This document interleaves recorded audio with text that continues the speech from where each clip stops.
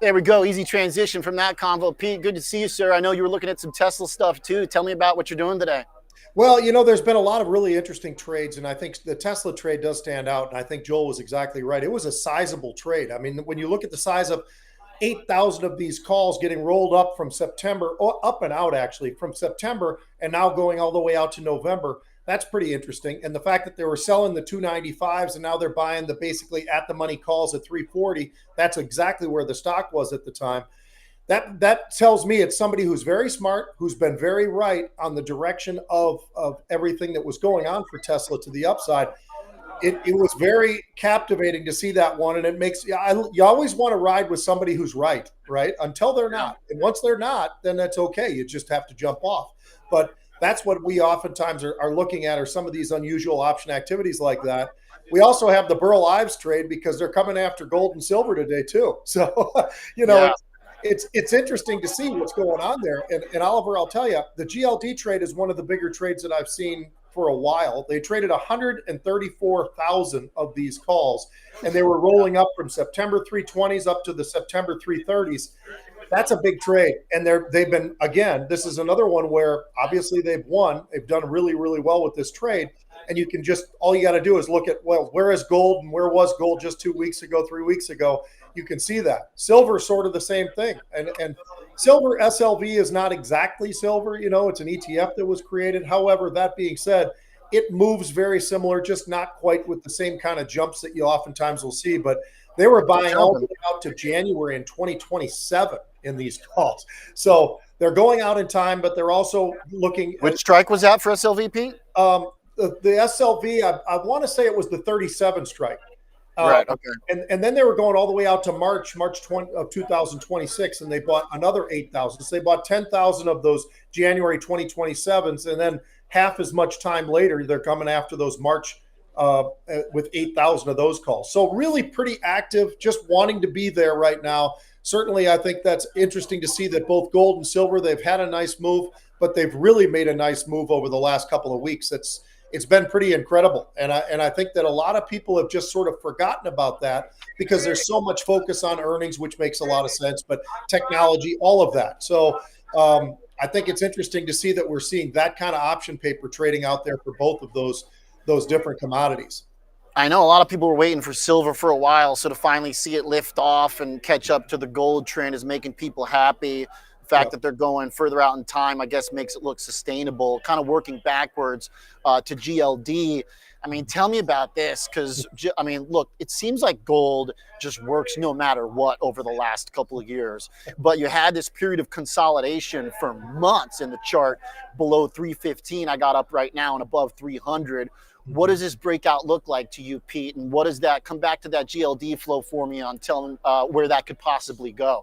Yeah, well, the interesting part about that trade is the fact that they're sticking with September. Usually when we see a trade like this, they're going to go out there, but they think that this is going to happen shorter term. So I know it took a little while. I think you did a good job of defining that it was sort of stuck in a range. Now that it's broken out of the range, somebody thinks that in a fairly short time frame, this thing can still get a little bit higher. And it's right there. They're buying right at the money calls right now. So they're attacking. They want to be right there. And I'll tell you what, they've already proven to me that they've been pretty smart, whoever this trader is. And that was a massive trade to be able to get this thing accomplished. It's impressive to see that sort of size that we're seeing right now in GLD. GLD has been pretty hot for a while, but this one's interesting because, like I say, they normally like to trade the strike higher and then go out in time and buy a little bit of time. That's not what they're doing this time. They just got the higher strike. That's it. And so time wise, their duration is shorter for this one? Yeah, well, this one's going to expire in September. So here we are in September. So we'll be watching this one very closely to see if gold can make that kind of a move. And it really doesn't have to make a huge move. It just has to go higher than where it is right now at 340. Okay. All right. Love that. Tesla to come back full circle, by the way. I think it's really interesting. Maybe it was the political stuff. Maybe it was, whatever with Elon on his many different ventures. But the fact that it is a very uncorrelated chart to tech and to the market itself makes it a very fun trade. And the fact today it's up alongside gold, I think speaks to that discorrelation, if you will, the way it's uncorrelated from some of the other stuff. What were they buying in that one, Pete? They were buying the November 340 calls, and that's rolling up from the 340. September 295 calls. So imagine that. They've had this run from those Septembers, which were give or take, call it at the money at the time, and they're actually going all the way up now to 340. So they're taking a huge profit, putting a lot of that money in their pocket, but actually looking for even more into the future. So I like this trade. This is more of a standard trade where you are buying time. So they're going from September, but they're going all the way out to November. So they are buying that extra couple of months, looking for this thing to make that kind of a move. I think that makes a lot more sense with Tesla, and I don't think it was not a foolish move on GLD the way they were doing it, because the move right now is there right now in gold. Gold has been powering forward now session after session, and I think that's probably the thinking behind that trade. But Tesla, you always want to have a little bit of time for this thing to make those moves. If you got enough time, it really can be incredibly profitable. But let's not forget, these are very expensive options. These are stocks that are trading, in the 300 plus area. So those things start to get kind of expensive. Yeah. It's a hefty lever you got to move. Hey, let's do some gambling here, Pete. Let's go back into my screen. Let's go to Kalshi. I got something on politics. You got something on sports. Which cities will Trump send the National Guard to this year? I hate to say it. Well, I don't know. Look, you could argue both ways. Chicago right now is at 74%. New York City at 37%. I feel like New York City's a sell.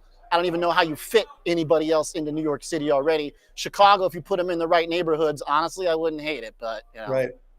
Yeah, it sure is interesting, isn't it? I think it makes sense. Like it or not like it, I think that Chicago makes a lot of sense. There's still, I know that it popped and then it's come back a little bit. And obviously during the pandemic, we had that huge pop. But I think that what the president's looking at and what people are looking at when they're betting on this is just that the fact that there still is lots of crime. Even if it's dropped a little bit, there still is plenty of crime going on. It's not like it ended and we can actually do a victory lap. Anybody who wants to do a victory lap right now would be a fool.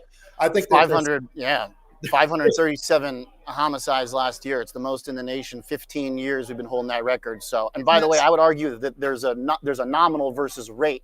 So Pritzker talks about the rate, but the nominal value, I mean, these are lives, obviously, and I don't want to get too off track, but I think cities, too, there's a convexity to safety in cities. When you get to a certain size, it should sort of create safety on its own. So our numbers way off from New York, way off from L.A., So, all right, but hey, maybe I think you sell New York here, and maybe Chicago's fairly valued at 74. Let's talk sports, the stuff I don't know, because Mahomes and KC at 61% versus Rams. What do you think? Yeah, it makes a little bit of sense, and I think a lot of people are concerned about the age difference right now. And it's not that Mahomes isn't a young man; he's getting a little bit more middle-aged for a quarterback. And so when I look at that and I see what Stafford's doing too, Stafford's one of the oldest quarterbacks. He's not the oldest. Obviously, Aaron Rodgers has got that little bit of a beautiful part of his world. But I think when you look at this and you look at Stafford's a great quarterback. He's had some great seasons and the big trade, obviously, with Detroit and all the success that he's had out there in LA. But I'll tell you what, I do think it's going to be Kansas City is going to run on him pretty good. I mean, I think that's a really good team. Really well coached. They've got all the players that they'd like to have. Can they get to the Super Bowl? They certainly can, but I think that there's going to be a lot more folks in front of them than they saw the last couple of years as they got closer and closer, got in the playoffs, and then get to the Super Bowl. All right. Well, hey, 39 cents, not bad on 61 if you're right. So seems like market's got some faith in the young guys in LA.